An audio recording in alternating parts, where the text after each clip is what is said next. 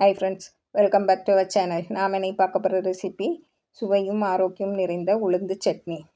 இது நம்ம வாரத்துக்கு 2 முறை செய்து சாப்பிடலாம். எப்பவும் போல் தேங்காய் சட்னி, தக்காளி சட்னின்னு வைக்காமல் இதே போல் செய்து பாருங்கள். இட்லி, தோசை, சப்பாத்தி, பூரி, சாதத்துக்கும் தொட்டு சாப்பிட ரொம்பவும் அருமையாக இருக்கும். இதை நம்ம எப்படி செய்திடலான்னு பார்த்துருவோம். உளுந்தம்பருப்பு சட்னி செய்யறதுக்கு அடுப்பில் கடாயை வச்சு சூடானதும் 1 டீஸ்பூன் எண்ணெய் சூடானதும் ஒரு 1/4 கப்பு உளுந்தம்பருப்பு, அதாவது 4 டேபிள் ஸ்பூன் இருக்கும், அதை போட்டு நல்லா வறுத்து விட்டுருங்க. நல்லா செவக்க வறுக்கணும். பாருங்கள், கொஞ்சமாக செவந்ததும் 2 காஞ்ச மிளகாயை போட்டுருங்க. உங்களுக்கு காரத்துக்கு தகுந்தவாறு போட்டுவிடுங்க. நல்லா வறுத்து விடணும். நல்லா செவக்க நல்லா வாசனையாட்டு வரணும். அப்படின்னா தான் இந்த சட்னி வளவளப்பு இல்லாமல் இருக்கும். பாருங்கள், நல்லா வறுத்து விடுங்க. நல்லா வாசனையாக வரணும். இப்போ இது கூட ஒரு 1/4 டீஸ்பூன் ஜீரகம், ஒரு 10 போல் நல்ல மிளகு போட்டு நல்லா வறுத்து விட்டுருங்க. நல்லா வறுத்து இதை இறக்கி ஆற வச்சுருங்க. அடுத்து இதே கடாயில் 1 டேபிள் ஸ்பூன் எண்ணெய் விட்டு ஒரு 10-15 சின்ன வெங்காயம் போட்டு நல்லா வதக்கி விடுங்க. இந்த வெங்காயம் கண்ணாடி பதம் வரணும், அவ்வளோ தூரம் வதக்கணும். பாருங்கள், இப்போ இது கூட ஒரு மீடியம் சைஸ் தக்காளி தான் எடுத்திருக்கேன். ரொம்ப அதிகமாக வேண்டாம். பாருங்கள், அதையும் கட் பண்ணி வச்சுக்கலாம். இப்போ இது கூட பாருங்கள், புளி எவ்வளோவில் இருக்குது, இவ்வளோவில் தான் எடுக்கணும் புளி.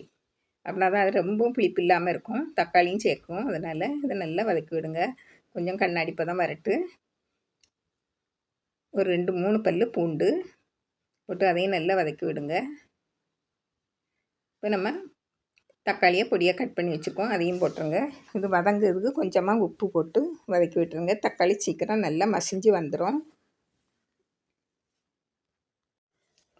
பாருங்க, தக்காளி நல்லா மசிஞ்சு வரட்டு.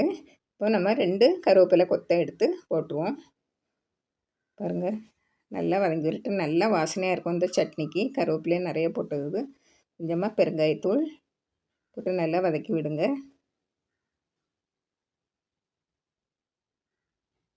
வதக்கி விட்டு இதை இறக்கி ஆற வச்சுருங்க. நம்ம இப்போ ஆறின பிறகு நம்ம இந்த முதல்ல பருப்பு வகைகளும் காஞ்ச மிளகாயும் போட்டு நல்லா பொடி பண்ணிடணும். அதுக்கும் பிறகு பாருங்கள், நம்ம வதக்கி வச்ச தக்காளி வெங்காயத்தை போட்டு கொஞ்சம் முதல்ல தண்ணி விடாமல் அரைச்சி எடுத்துருங்க. கொஞ்சமாக உப்பு சேர்த்துடுங்க. தேவையான அளவு சேர்த்துடுங்க. ஏன்னா நம்ம முதல்ல சேர்த்துருக்கோம். பாருங்கள், இதை இப்போ அரைச்சி எடுத்துருவோம். இன்னும் அரைச்சாச்சு. இனிமேல் கொஞ்சம் தண்ணி விட்டு அரைச்சி எடுத்துருங்க. பாருங்கள், இப்படி நல்லா நைஸாக அரைச்சி எடுத்துருங்க. இப்படி தான் இருக்கணும்.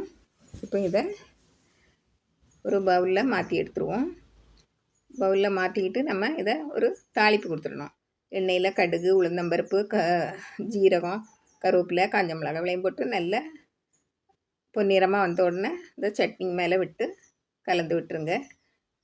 அருமையான சட்னி தயாராகிடுச்சு. இது இட்லி, தோசை, சப்பாத்தி, பூரி எல்லாத்துக்கூடையும் சாப்பிட அருமையாக இருக்கும்.